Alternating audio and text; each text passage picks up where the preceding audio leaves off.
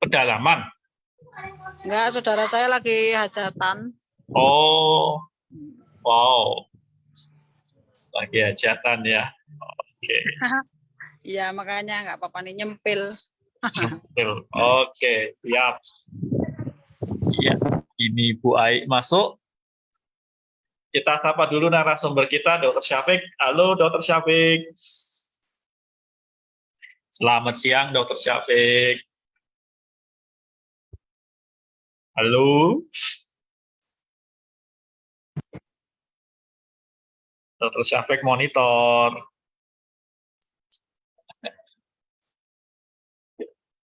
Oke, kita tunggu dulu Dr. Syafiq sebentar lagi ya.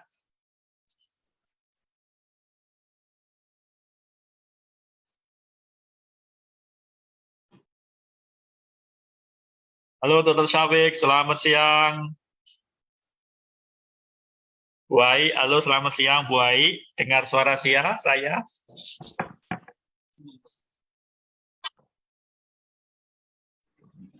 Siang Pak. Jelas. Gimana kabar? Alhamdulillah, luar biasa. Luar biasa. Di rumah ini ya? Iya Pak. Nggak ikut kuliah. Terima telepon. Terus nanti dia loncat-loncat sendiri.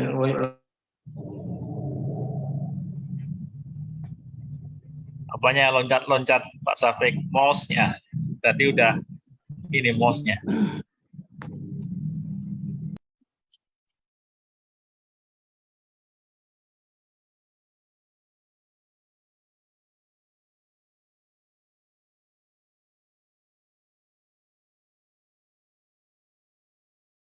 Minum OT dulu.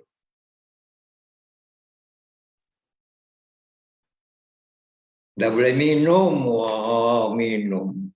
Minum OT dokter, biar sehat. Satu untuk semua. Oke, selamat siang Dokter Syafiq. Ya, selamat sore. Selamat sore. Ya, nanti habis siang sore ya. Oke, ini sudah ada Burian, Bu Ai. Hari ini kita ketemu lagi, kita mau bahas topik mengenai tekanan darah ini. Ini sambung yang lalu soal jantung. Sekarang kita bicara yang ada hubungannya juga dengan jantung, yaitu tekanan darah. Oke, kita sudah siap untuk mendengarkan. Silakan Dr. Syafiq untuk pembahasannya. Kita siap untuk menyimak. Monggo.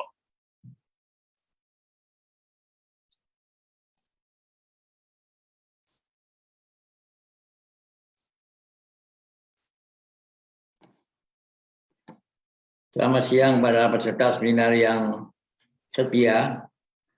Kita akan membahas tekanan darah dan pengaturannya. Ya. Nah, tekanan darah bayi baru lahir itu 40 rata-ratanya. Umur 1 bulan 85/45. Yang 1 tahun 95/65. Jadi makin besar usianya, makin mulai kerjanya lebih nyata, sehingga pada usia 14 sampai 17 tahun 120/75. Sampai pada lansia Anda lihat 150 sampai 90. Jadi makin tinggi usianya berubah juga tekanan darahnya. Faktor-faktor apa saja yang penting mempengaruhi tekanan darah? Penyakit bisa mempengaruhi, usia juga bisa, faktor hereditas juga bisa, volume darah juga bisa, berat badan juga bisa, diet juga bisa, hormon juga bisa, garam bisa, kopi bisa, faktor-faktor lingkungan juga bisa, faktor-faktor psikologis, kecemasan, gravitasi, obat-obatan, alkohol maupun waktu. Siang, pagi, sore juga berbeda tekanan darahnya. Inilah beberapa kategori mengenai tekanan darah. Normal kurang dari 120, sedangkan diastoliknya kurang dari 80. Kalau 120 sampai 129 ini berarti sistoliknya mulai naik, sedangkan diastolnya kurang dari 80 juga. Dinyatakan hipertensi tahap 1 apabila sistoliknya 130 sampai 139, sedangkan tekanan diastoliknya 80 sampai 89. Kalau hipertensi tingkat 2 140 atau lebih tinggi sistoliknya, diastoliknya 90 atau lebih tinggi. Sedangkan dinyatakan hipertensi yang krisis apabila lebih tinggi dari 180 tekanan sistoliknya dan tekanan diastoliknya lebih dari 120. Pengaturan tekanan darah sangat penting dan pusat kardiovaskuler berada di medula oblongata atau batang otak dari bagian otak. Sedangkan pengaruh-pengaruh sarafnya berasal dari refleks baroreseptor pada arteria karotis, refleks kemoreseptor yang bisa merangsang terjadinya pengaturan tekanan darah. Sedangkan hormon-hormon misalnya renin, angiotensin, angiotensinogen, epinefrin dan norepinefrin, antidiuretik hormon atau ANP, atrial natriuretic peptide hormon yang dikeluarkan oleh atrium, atau juga sistem autoregulasi dari tubuh. Apabila kita menuliskan tekanan darah, ada 2 angka di sini. Angka yang paling atas adalah tekanan sistolik, yang paling bawah adalah diastolik. Sistolik menunjukkan tekanan ya yang didapat pada darah pada waktu diejeksikan ke dalam, ya, kemudian di sini tekanan sistolik adalah kira-kira 120 mm Hg. Sedangkan tekanan diastolik adalah gambaran tekanan yang keluar pada arteri antara denyutan jantung, sedangkan tekanan normalnya adalah 80 mm Hg atau di bawahnya.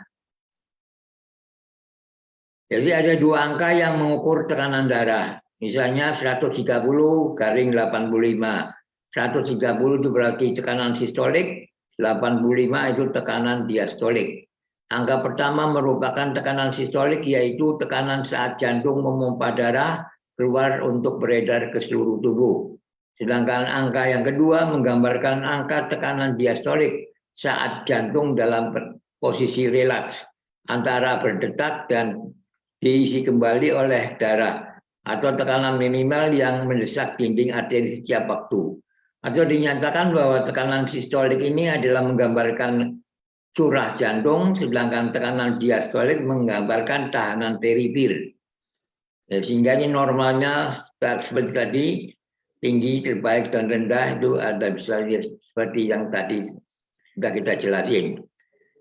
Tekanan arteri ada tekanan sistole, ada tekanan diastole. Jadi ada lagi dinyatakan dengan tekanan nadi. Tekanan nadi adalah tekanan pulsa, pulse, yaitu di mana tekanan sistolik dikurangi tekanan diastolik. Jadi kalau 120 dikurangi 70, maka sama dengan 50 mm Hg. Juga ada istilah tekanan rata-rata atau mean arterial blood pressure. Di sini adalah tekanan diastolik ditambah sepertiga tekanan sistolik dikurangi tekanan diastolik. Jadi di sini gambarannya tekanan rata-rata adalah merupakan perkaminan dari cardiac output dikalikan tahanan peripir. Pengukuran tekanan darah bisa secara langsung atau secara tidak langsung dengan palpisasi, dengan auskultasi, melalui bunyi korotkop. Pemeriksaan tekanan darah itu mengindikasikan dalam menilai fungsi kardiovaskuler. Curah jantung atau disebut juga cardiac output adalah volume darah yang dipompa jantung ventricle sinister selama 1 menit yang menggambarkan satu frekuensi jantung.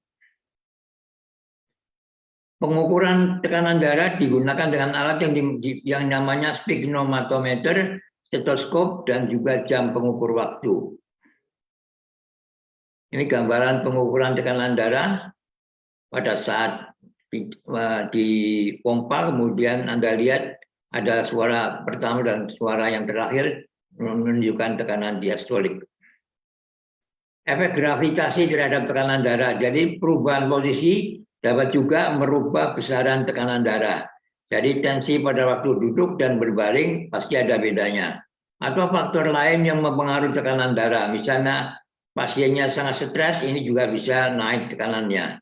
Atau tekanan vena dan faktor yang mempengaruhinya juga bisa merubah nilai dari tekanan darahnya. Tekanan darah merupakan kekuatan lateral pada dinding arteri oleh darah yang didorong dengan tekanan dari jantung.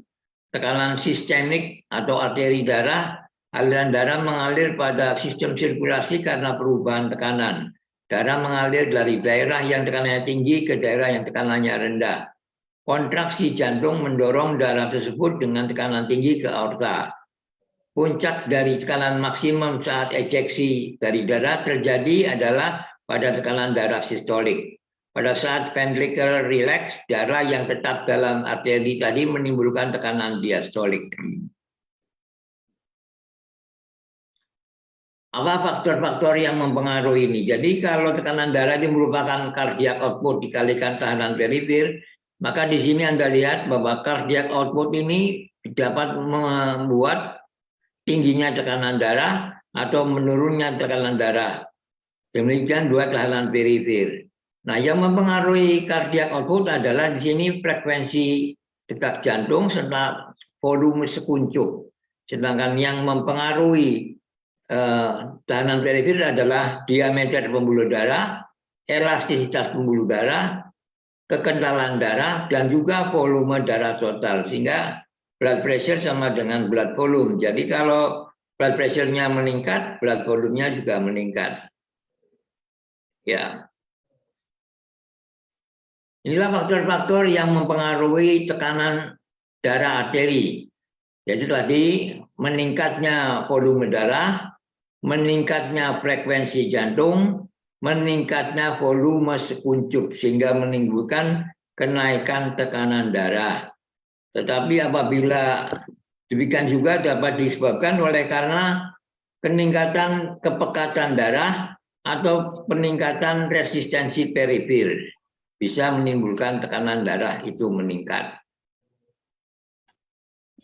Ini lebih jelas, jadi meningkatkannya tekanan darah ini adalah dipengaruhi oleh satu, meningkatnya cardiac output dan juga meningkatnya tahanan perifer.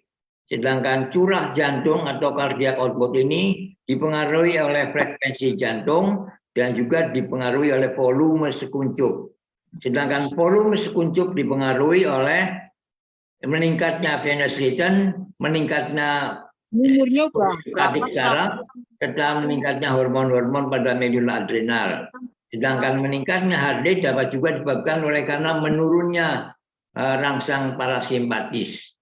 Sedangkan venous return bisa meningkat karena adanya vasokonstriksi, oleh karena pompa respirasi atau karena pompa otot skelet atau juga meningkatnya volume darah. Jadi dari gambar skema ini Anda lihat bahwa faktor-faktor ini yang mempengaruhi terjadinya peningkatan tekanan darah. Nah, tekanan darah juga disebabkan oleh karena meningkatnya tahanan perifer. Dan tahanan perifer ini bisa dipengaruhi oleh karena meningkatnya kepekatan darah, meningkatnya diameter pembuluh darah, juga menurunnya radius pembuluh darah atau terjadi vasokonstriksi. Nah, meningkatnya jumlah panjang pembuluh darah yang meningkat ini dapat dipengaruhi oleh karena ukuran tubuh, misalnya pada orang-orang yang obesitas, atau sedangkan meningkatnya pekatan darah dapat disebabkan oleh karena meningkatnya eritrosit dan juga misalnya seperti terdapat pada pasien pada policythemia vera. Inilah faktor-faktor yang menunjukkan bagaimana tekanan darah bisa naik atau turun. Jadi kalau dilihat di sini rata-rata dari sistolik dan diastolik ada di tengah-tengah ini tekanan sistoliknya, ini tekanan diastoliknya. Ini usia dari 0 sampai 80 tahun. Anda lihat di sini diastoliknya meningkat pada usia makin meningkat, sedangkan sistolik juga meningkat. Jadi dengan demikian tekanan darah orang tua dan anak berbeda. Pengaturan jangka pendek terhadap penurunan tekanan darah. Penurunan tekanan darah bisa menimbulkan penghambatan baroreseptor yang ada pada arteri. kemudian menimbulkan penurunan impuls ke otak, dan akan menyebabkan terjadinya menurunnya aktivitas parasimpatis dan meningkatnya aktivitas saraf simpatis. Akibatnya jantung di sini terdapat peningkatan kontraktilitas dan denyut jantung, sedangkan pada pembuluh darah terjadinya peningkatan vasokonstriksi yang kesemuanya akan menimbulkan peningkatan tekanan darah. Sedangkan pengaturan jangka pendek terhadap peningkatan tekanan darah bisa disebabkan oleh karena peningkatan tekanan darah akan menimbulkan peregangan dinding arteri dan akan menimbulkan rangsang pada baroreseptor dalam sinus karotis, arteria karotis, kemudian pada arkus aorta, dan arteri-arteri besar lainnya pada leher dan dada.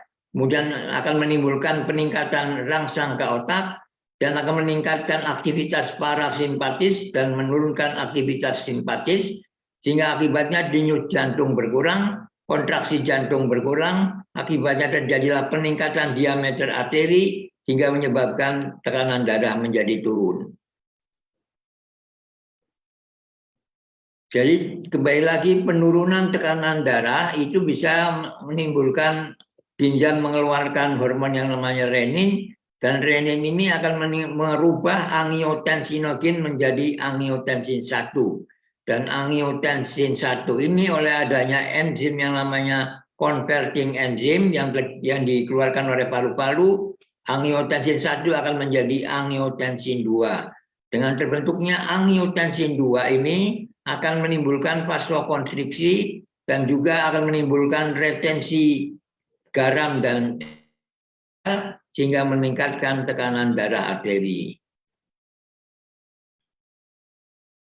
Demikian juga apabila volume darah meningkat, akan meningkatkan volume darah ini juga akan menimbulkan tekanan pengisian peredaran darah, rata-ratanya juga meningkat, dan juga akan venous return-nya juga meningkat, sehingga akibatnya cardiac output-nya meningkat, dan terjadi autoregulasi, sehingga terjadilah peningkatan pada tahanan periferal total, sehingga terjadilah peningkatan tekanan darah arteri. Faktor-faktor yang mempengaruhi darah tadi disebutkan tahanan perifer. Tahanan perifer ini adalah sirkulasi darah melalui jalur arteri, arteriol, kapiler, venula, dan vena. Arteri dan arteriol dikelilingi oleh otot-otot polos yang berkontraksi atau relaksasi untuk mengubah ukuran lumen, ukuran arteri, dan arteri berubah untuk mengatur aliran darah bagi kebutuhan jaringan lokal. Misalnya apabila lebih banyak darah yang dibutuhkan oleh organ utama sehingga arteri mengadakan kontraksi. Sedangkan volume, faktor yang lain adalah volume darah. Dalam sistem vaskuler normanya volume darah tetap konstan, tetapi jika volume tadi meningkat, tekanan terhadap dinding arteri menjadi besar sehingga menimbulkan tekanan darah yang meningkat. Faktor yang lain adalah kekentalan, viskositas ini. Kekentalan darah mempengaruhi kemudahan aliran darah melewati pembuluh darah yang kecil. Apabila terjadi itu, maka hematokritnya akan meningkat dan aliran darah menjadi lambat, tekanan darah arteri naik, terjadilah jantung harus berkontraksi lebih kuat hingga mengalirkan darah yang kental melewati sistem sirkulasi. Faktor yang lain adalah elastisitas pembuluh darah. Menurunnya elastisitas pembuluh darah terdapat tahanan yang lebih besar pada aliran darah. Akibatnya bila ventricle kiri mengejeksi atau memompa keluar volume sekuncup, pembuluh tidak lagi memberi tekanan. Volume darah yang diberikan didorong oleh dinding arteri yang kaku dan tekanan sistemik menjadi meningkat. Inilah gambaran skematiknya di sini bahwa ini adalah tahanan perifer, ini cardiac output, ini tekanan darah arteri rata-rata, dipengaruhi oleh heart rate ini dan juga oleh karena stroke volume, dan stroke volume tadi dipengaruhi oleh preload dan inotropi, sehingga ini dipengaruhi oleh faktor-faktor neurohumoral. Sedangkan pada tahanan perifer dipengaruhi oleh faktor anatomi vaskuler, faktor-faktor pembuluh darah, faktor-faktor jaringan. Sedangkan yang faktor-faktor neurohumoral juga mempengaruhi kelenturan vena dan juga volume darah, sehingga akibatnya natrium pada ginjal dan air akan mengalami perubahan sehingga menimbulkan perubahan volume darah. Apabila terjadi peningkatan tekanan darah, maka akibatnya bisa terjadi stroke, bisa terjadi gagal ginjal, bisa terjadi gangguan seksual, bisa terjadi penyakit-penyakit ginjal atau gagal ginjal, bisa menyebabkan serangan jantung, atau juga menimbulkan gangguan penglihatan. Di sini Anda lihat apabila tekanan darah menurun, maka terjadilah pusing, mau pingsan, penglihatan menjadi kabur, terjadi dehidrasi, pasien menjadi kelihatan mudah lelah, dan pernapasan yang cepat.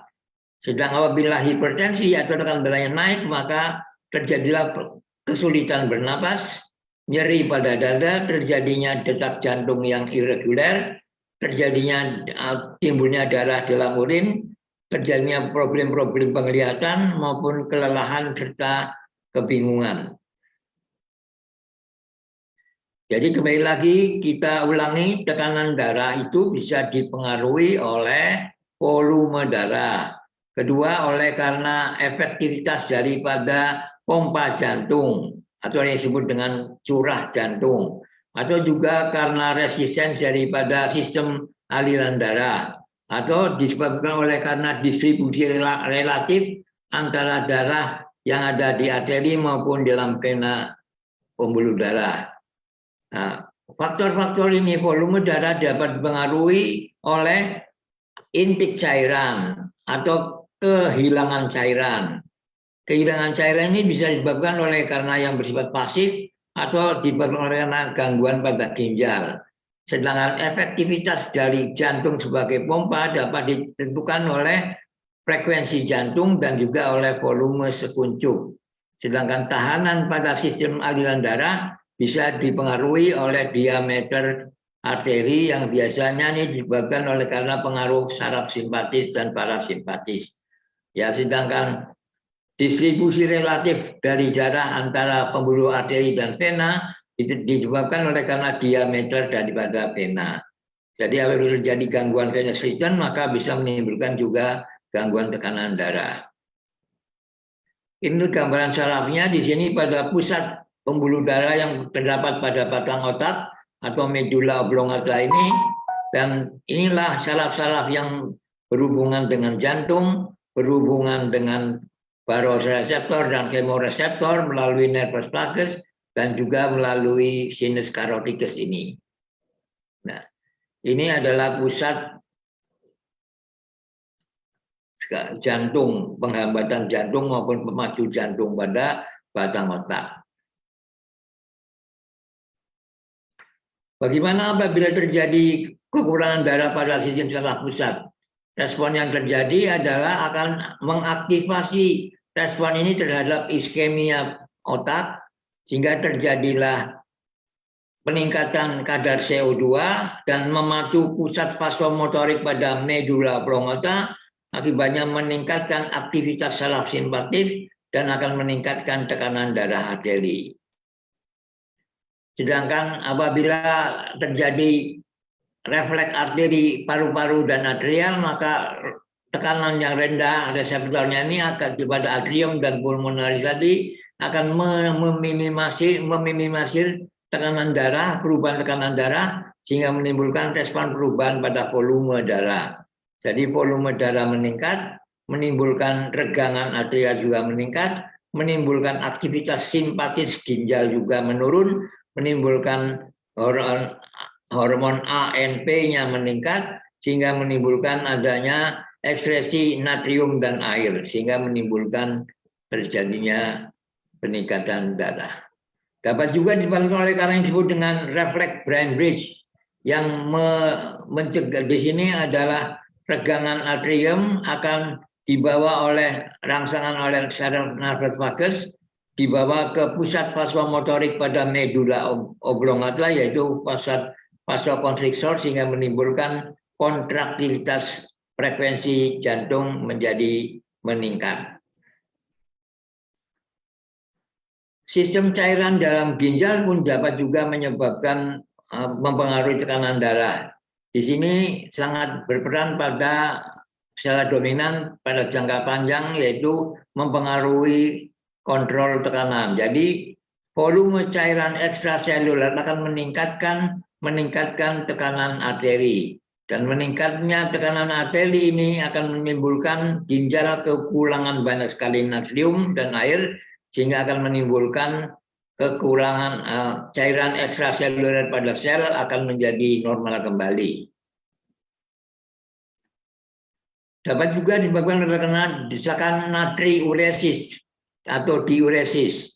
Efek daripada tekanan terhadap meningkatnya ekskresi air akan menyebabkan juga terjadinya diuresis. Dan efek dari ekskresis dan diuresis ini akan meningkatkan ekskresi natrium sehingga akan menimbulkan natriuresis. Jadi keluarnya natrium pada urin. Pada grafik ini juga diperlihatkan bagaimanakah mekanisme cairan pada ginjal diatur. Faktor-faktor yang menentukan dalam jangka panjang untuk mengontrol tekanan darah arteri adalah didasarkan pada fungsi ginjal. Yang kedua, dipengaruhi oleh kadar garam dan intake air. Keseimbangan keduanya akan menimbulkan intake dan output kurvanya akan menjadi membaik, sehingga akibatnya cairan pada renal ini akan memberi umpan balik pada sistem sehingga akan menimbulkan kenaikan tekanan darah ataupun penurunan tergantung respon yang diperlukan. Gagalnya tahanan periferi ini akan menyebabkan peningkatan tekanan darah arteri dalam jangka panjang. Perubahan pada tahanan periferi tidak akan memberi efek secara jangka panjang pada tekanan arteri. Tetapi seseorang harus merubah fungsi ginjal kurvanya untuk menimbulkan gangguan pada tekanan air tadi. Sehingga dengan demikian perubahan daya tahan ginjal akan cenderung membuat terjadinya perubahan pada tekanan darah arteri dalam jangka panjang. Natrium adalah merupakan faktor penentu pada cairan ekstraseluler. Dengan meningkatnya intake natrium atau garam akan meningkat, maka natrium akan memacu pusat haus sehingga menimbulkan banyak minum. Meningkatnya natrium akan menimbulkan memacu rasa haus dan akan menimbulkan sekresi antidiuretik hormon. Perubahan kadar intake natrium ini akan mempengaruhi juga perubahan pada volume cairan ekstraseluler, sehingga dengan demikian cairan ekstraseluler ternyata ditentukan oleh keseimbangan antara intake dan output ion natrium. Faktor yang lain adalah sistem renin-angiotensin.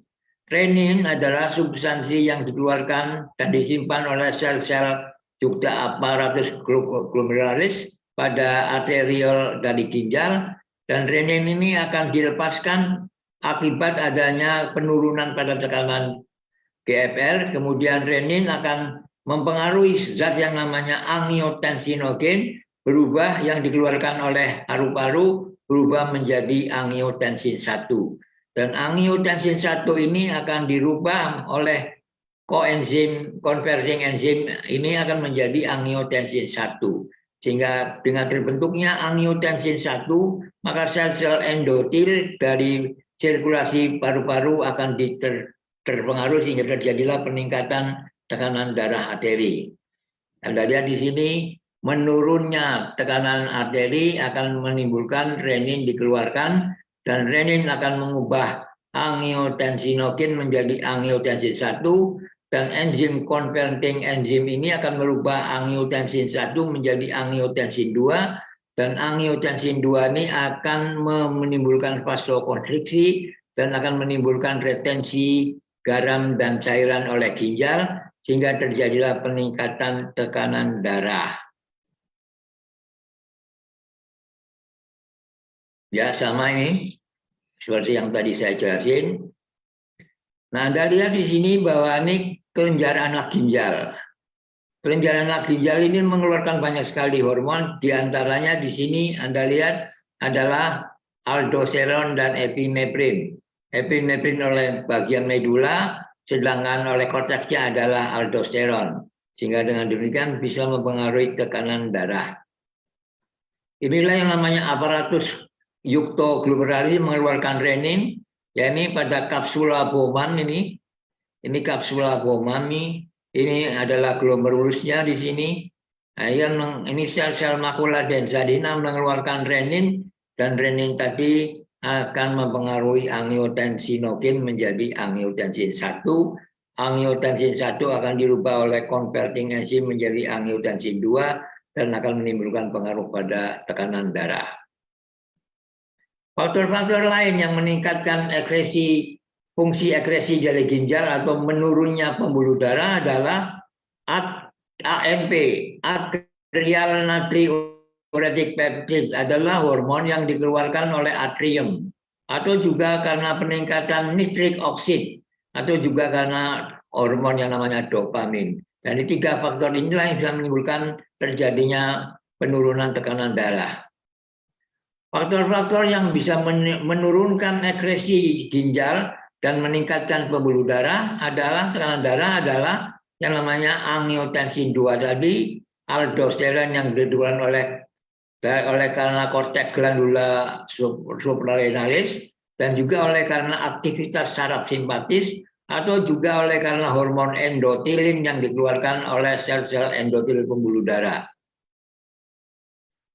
Jadi pencetus terjadinya perubahan tekanan darah adalah tiga faktor: tahanan perifer dan cardiac output. Jadi tekanan darah dipengaruhi oleh cardiac output dan tahanan perifer.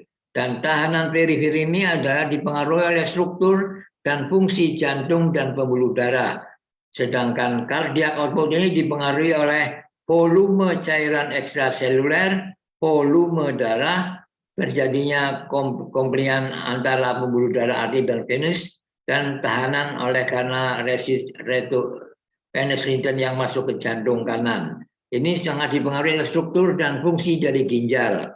Sehingga dengan demikian Anda lihat di sini ada faktor-faktor neuroendokrin yang bisa berpengaruh pada ginjal maupun berpengaruh kepada struktur dan fungsi jantung dan pembuluh darah.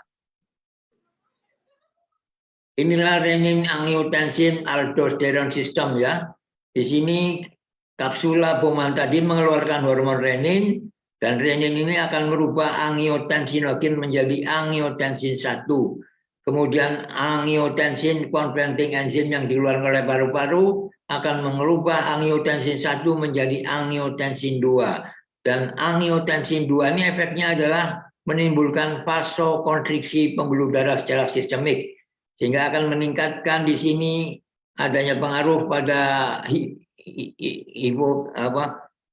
hipofise mengeluarkan antidiuretik hormon, sehingga rasa haus, sehingga akan menimbulkan banyak minum dan akan menurunkan refleks barorefleks ini. Kemudian terjadilah retensi air dan natrium, dan ini dipengaruhi oleh aldosteron yang dipengaruhi oleh angiotensin 2 juga, sehingga dengan demikian terjadilah pengaruh penurunan atau peningkatan tekanan darah. Bagaimanakah regulasi jangka panjang untuk pembuluh darah supaya, yaitu tadi oleh faktor renin angiotensin aldosteron system. Ya, ini ada sangat efektif. Kemudian juga oleh karena hormon epinefrin dan antidiuretik hormon atau vasopressin. Demikian juga oleh karena hormon atrial natriuretic peptide yang dikeluarkan oleh atrium. Demikian Mbak Radit, apa yang telah saya sebutkan pada faktor tekanan darah. Semoga menimbulkan banyak pertanyaan. Oke, terima kasih Dr. Syafiq untuk pemaparannya ya. Lengkap banget ini mengenai tekanan darah ini. Kita jadi bisa tahu banyak aspek yang mempengaruhi tekanan darah ya. Memang ada banyak sekali istilah-istilah yang mungkin bagi orang awam membingungkan, tapi sebenarnya menimbulkan kita ingin tahu ya. Boleh tanya? Silakan. Siapa yang mau bertanya, silakan. Malu bertanya sesat di jalan. Berjalan-jalan. Saya nggak mau sesat, Pak. Jadi nanya dulu deh. Kalau pakai D itu sayur lodeh. Pakai apa dong? Nggak pakai deh. Ya, Dokter Sapik tadi kan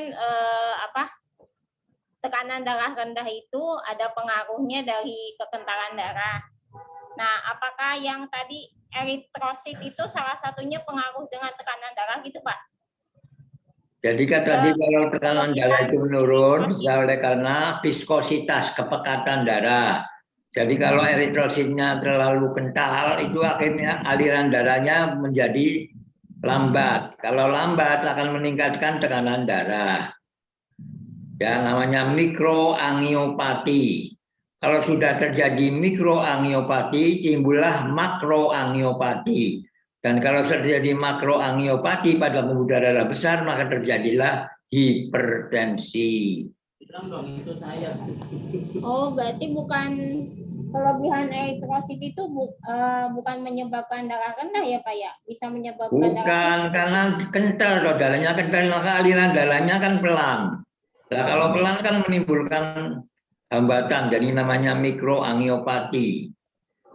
Sehingga kalau itu menyerang pada mata namanya retinopati. Kalau menyerang pada ginjal namanya reno, gitu. Kalau menyerang pada saraf namanya nefropati dan sebagainya. Ya, neuropati dan nefropati. Itu yang kita pelajari pada orang yang kena diabetes mellitus, tuh ya enggak? Terjadinya kegaburan penglihatan, terjadinya gangguan saraf, dan juga terjadinya gangguan ginjal. Nefropati, retinopati, neuropati. Sehingga pada orang-orang yang KDM kan ini terjadi impotensi ya enggak? Karena adanya gangguan saraf, karena adanya mikroangiopati yang disebabkan oleh karena kekentalan darah tadi. Mengapa kental? Karena glukosanya tidak bisa masuk ke dalam sel sehingga terjadi hiperglikemi. Hiperglikemi ini menimbulkan viskositasnya menjadi meningkat. Itu. Berarti kalau misalkan seseorang terjadi tekanan darah rendah itu bukan berarti dari aliran darah ya, Pak ya, itu pengaruhnya.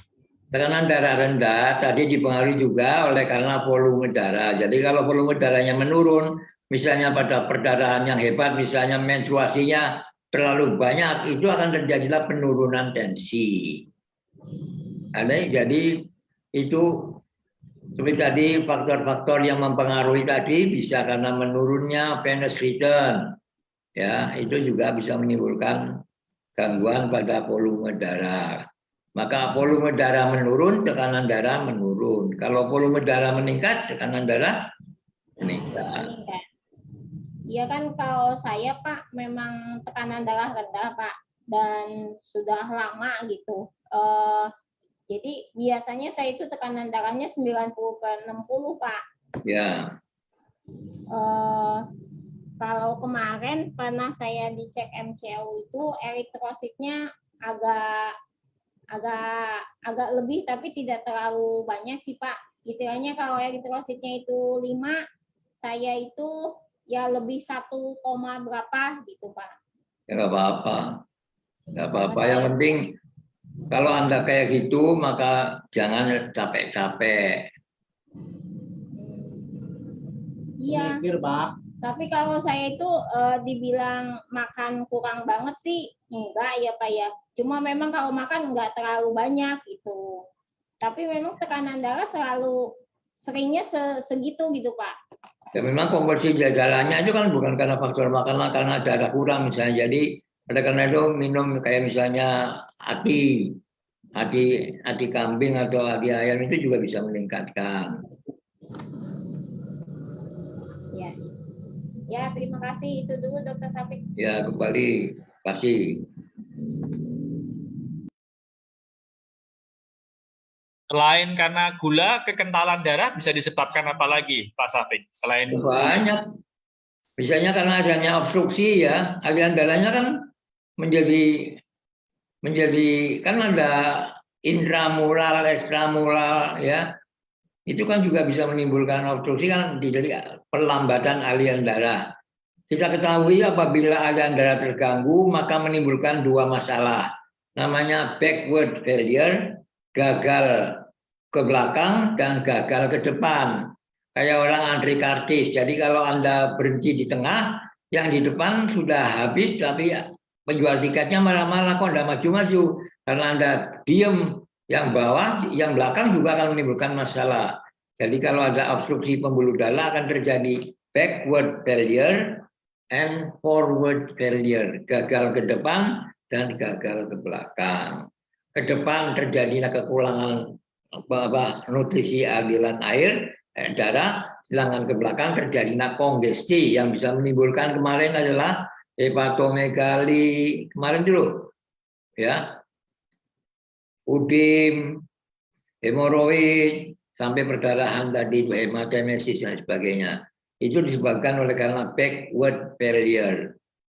Maka backward failure itu berkaitan juga dengan gagal jantung kanan atau berkaitan juga dengan portal hipertensi seperti yang saya jelaskan pada pertemuan-pertemuan sebelumnya. Nah, terus tadi faktor-faktor yang mempengaruhi tekanan darah itu ada disebutkan juga berat badan dan garam ya. Nah, gimana itu bagaimana pengaruhnya? Nah, itu kan berat badan tadi kan menimbulkan pembuluh darah itu juga lebih kecil loh. Jadi aliran darahnya juga menurun dong. Itu pada skema yang slide berikutnya saya gambarkan itu. Kalau ini garam? Garam itu kan natrium. Natrium itu kan menimbulkan tadi natrium dan aldosteron itu kan dipengaruhi oleh tadi retensi air dan natrium itu sangat penting. Jadi kalau kita makan garam nanti bisa menimbulkan volume darah juga menurun atau meningkat tergantung gangguan pada ginjalnya tadi. Yang namanya tadi renin, angiotensin, ya. Berani-beraninya keluarga itu. Silakan. Oke, silakan yang lain kalau mau nanya nih.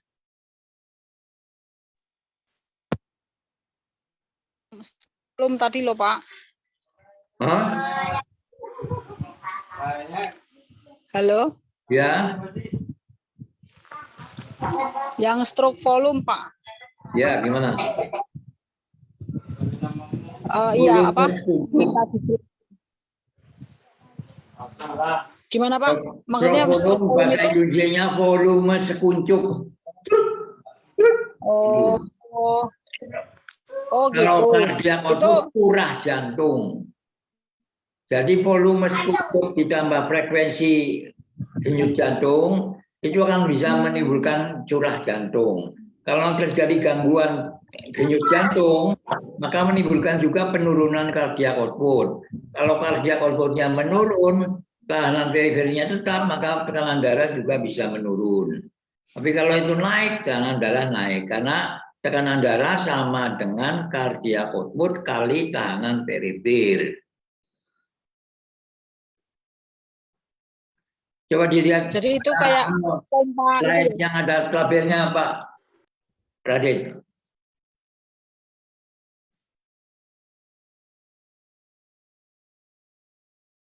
Yang mana, Pak?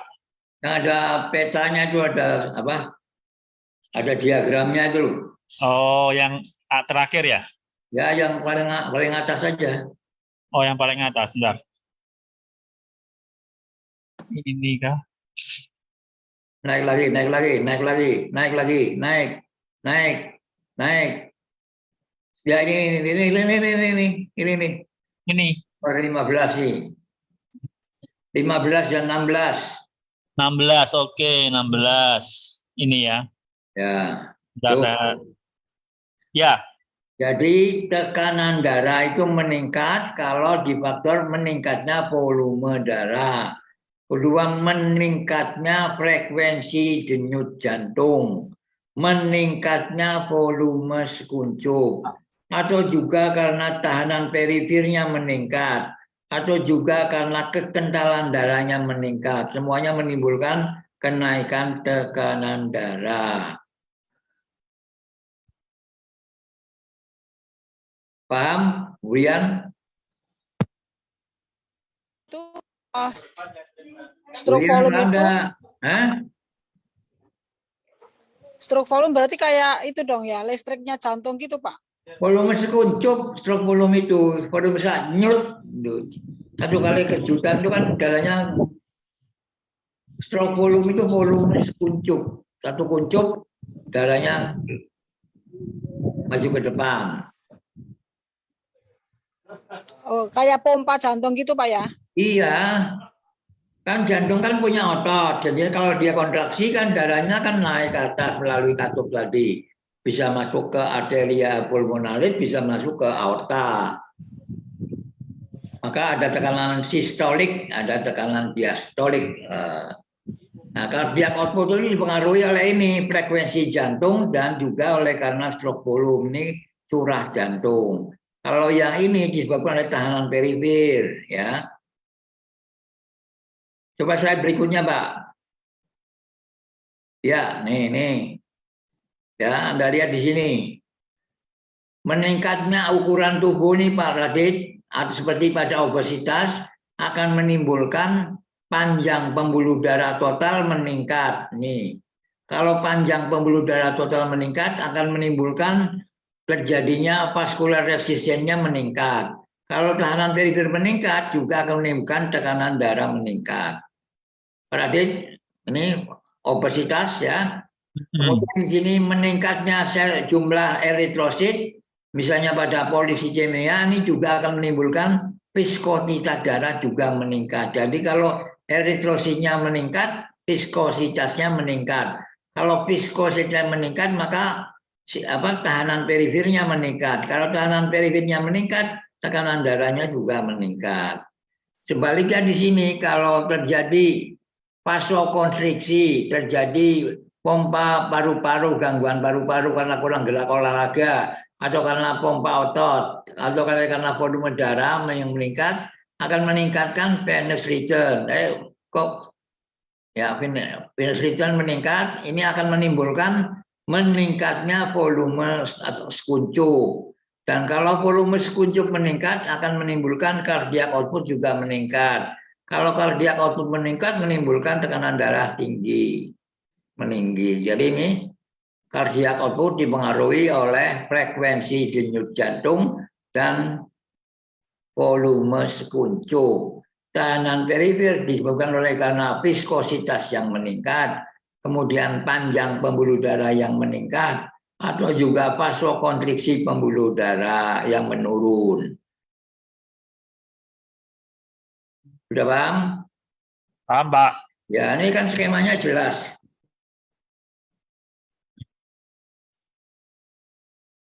Bacanya dari bawah ke atas.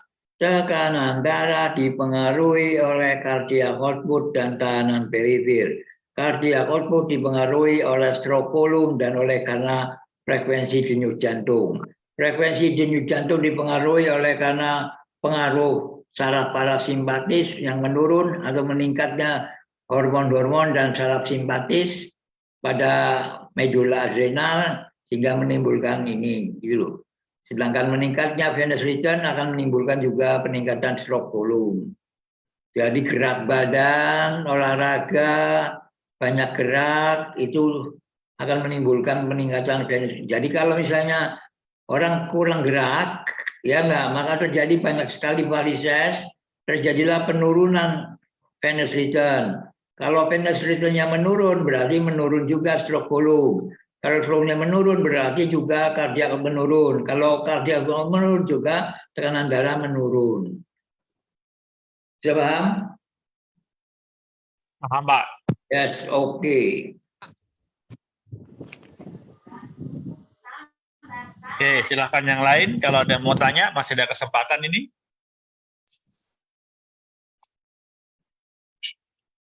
Gunakan kesempatan dalam kesempitan. Iya Pak, saya ya.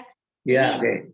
Lagi di Pasinangka nih ya, lagi mau meriksa rencananya nih ya, tapi belum sampai. Ini ada ibu, dia udah berobat kemana aja, tapi dia suaranya itu hilang Pak, kayak gimana gitu, nggak ada suaranya. Dulunya dia penyakit. Ya, karena pita suaranya terganggu itu, mungkin ada radang. radang tenggorok, bisa menimbulkan pita suaranya juga terganggu. Ya, Atau juga ada benjolan di leher enggak? benjolannya nggak ada, cuman pas saya cek itu dia itu ada tiroid ya Pak ya, tenggorokannya. Ya tiroid selalu ada, kalau nggak ada nggak bisa metabolisme dong. Iya. Cuma membesar atau tidak? Iya, tapi sedikit doang sih, tapi suaranya Nah, hilang. itu berarti ada gangguan dari situ juga. Udah dahak gitu Nah, ya. Jadi di raba gini suruh menelan. Nanti kan raba pembesaran atau tidak. sedikit doang ada, sedikit. Iya, ya. Panas enggak? Panas enggak, cuman dia badannya pada sakit, suaranya enggak ada gitu, kayak mau batuk susah gitu. Kayak ada dahak itu kayak nggak ada dahak aja gitu, nggak nyaman gitu. Nah, ya itu radang tenggorok tuh. Jangan minum es. Enggak minum. Bisa juga tonsil juga bisa. Amandel juga bisa menimbulkan. Banyak faktor-faktornya itu. Ya, ini ya kalau minum teh itu disaraninnya berapa kali sehari gitu maksudnya? Ya biasa, sehari 3 kali. 3 kali ya. Itu bagusnya yang teh apa yang premium?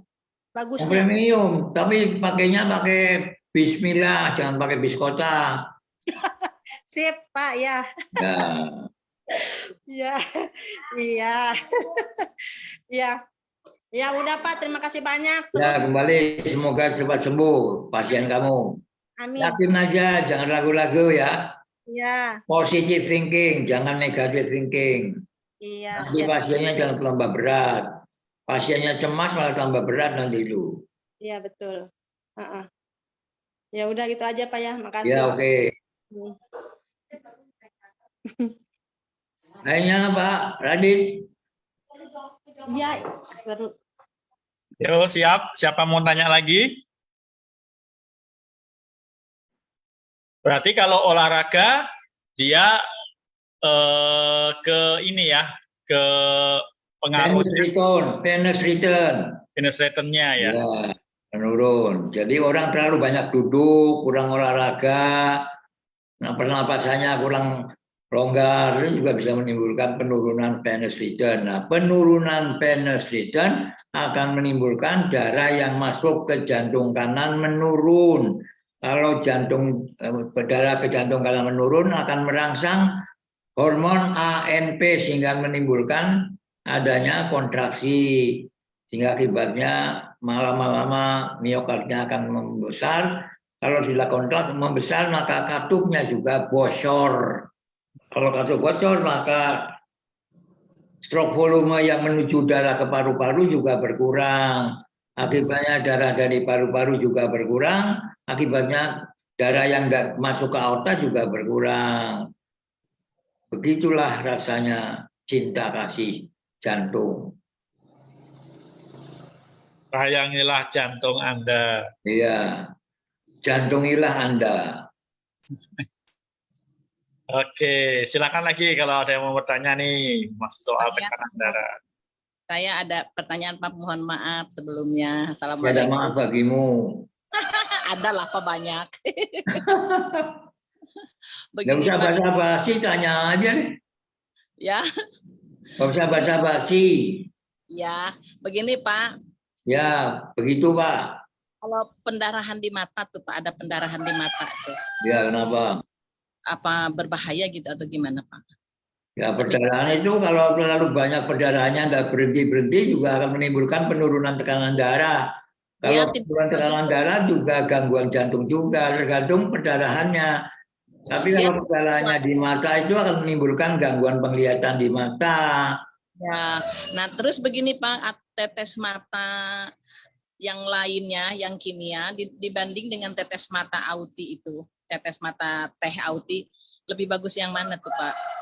Masalahnya parah tidaknya gangguan tadi, kalau perdarahannya lebih berat ya Anda lihat dulu, bisa aja karena di situ pembuluh darah mata kan bisa pecah, ya bisa menimbulkan gangguan penglihatan. Jadi saya rasa suruh periksa mata dulu. Udah, Pak, ini penglihatan itu penting. Ya, ini sudah di JSC Pak diperiksa, tapi dinyatakan kornea mata rusak, bahkan divonis glukoma gitu Pak. Nah, kornea rusak ada dia suka melihat komputer.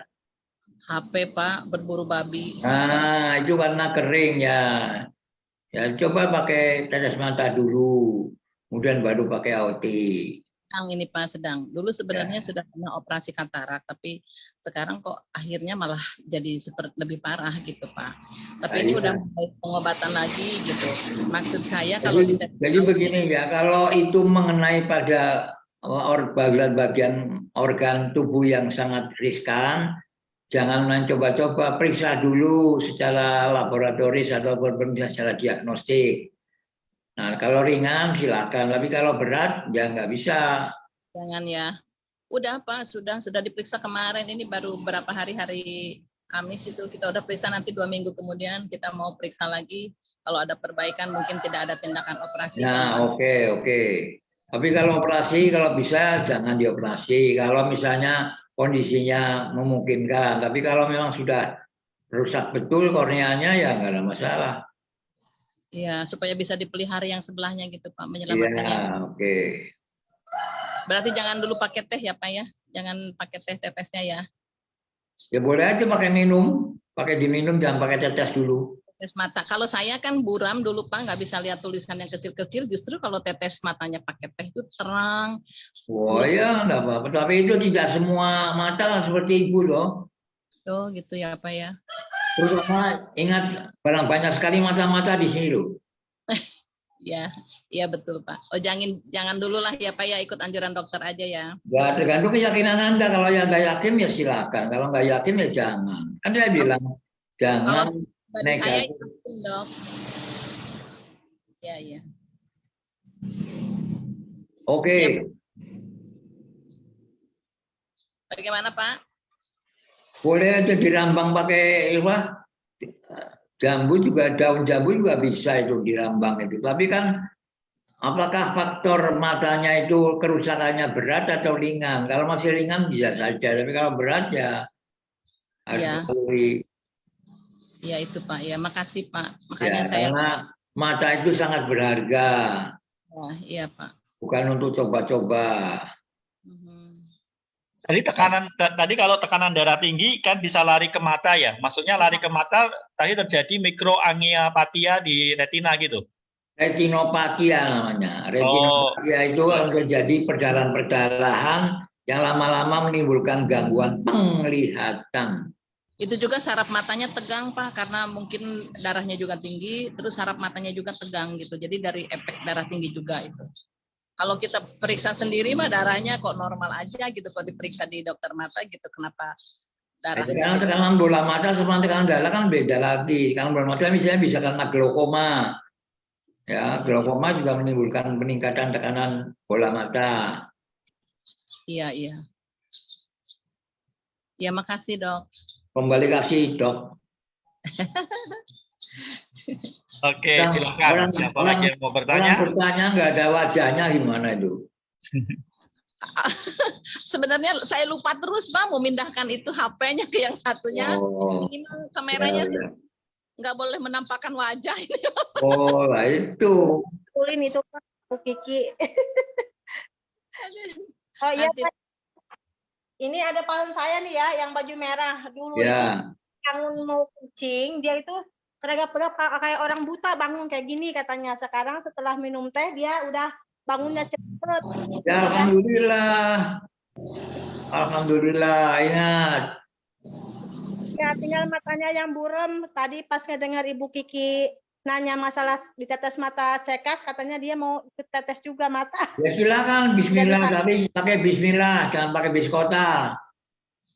Mentetesinya pakai bismillah, jangan pakai biskota, tahu. Ya ini Pak orangnya nih Pak, orang Tangerang. Sehat gitu kok. Ya ini saya lagi di rumah pasien Pak. Iya, wajahnya sehat itu kok. Ya, ceria. Sehat. Kalau hati ceria, sakitnya akan tidak ada. Ya, amin. Ya, jadi kalau serius, stres, wah itu sakitnya makin parah. Iya. Banyak senyum Bu. Ya. Ya. Saya juga senyum terus nih sekarang. Nah, iya, tapi kalau senyum di jalan, ya nanti akhirnya Anda diciduk ke rumah sakit jiwa nih kamu. Ya. Tuh, begitu tuh. Oke. Kabar kinya. Orang kira ya. Iya. Apa mah tuh. Iya, sekarang udah cantik, udah kuat. Oh iya. Auti. Ini pasien saya yang di Tangerang, Pak. Saya kebetulan lagi di sini nih seminar. Ya, enggak apa-apa. Itu namanya Anda pahamnya banyak. Ya, amin. Banyak pahalanya banyak. Amin ya Allah. Paha ayam, paha apa. Yang penting pahala lah daripada paha ayam. Ya udah. Ya udah Pak, cukup. Makasih. Ya, oke. Terima kasih.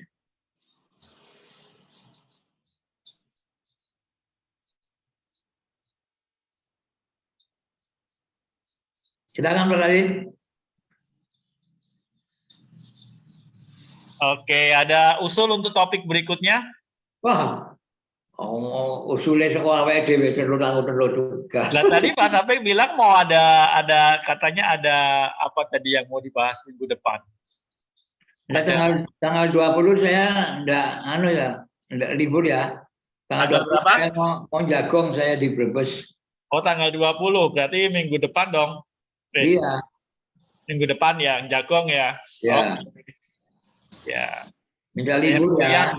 Burian jagong nih. Kalau burian dijagongi. Ndang mulih Bu Rian.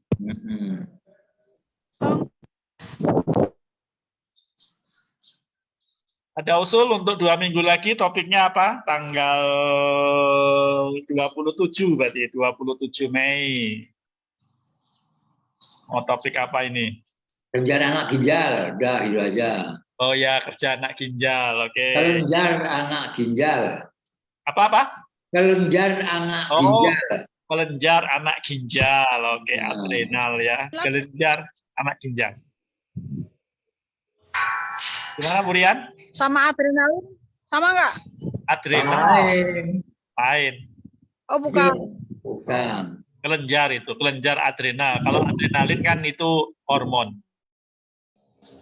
Neurotransmitter. Mulai lagi ya. Ya. Ya, nanti berikutnya dibahas mengenai adrenalin atau neurotransmitter, hormon neurotransmitter ya.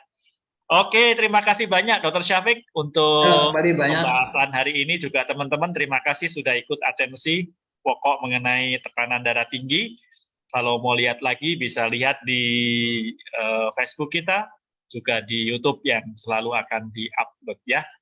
Baik, kita mau tutup, kita hitung dulu 5 hitungan mundur sambil kita tetap semangat bersama dengan Oti ya. 5, 4, 3, 2, 1. Oti. Dahsyat. Sekali lagi dong, Oti. Dahsyat. Oke, sampai ketemu lagi, sampai jumpa lagi. 2 minggu lagi ya. Oke.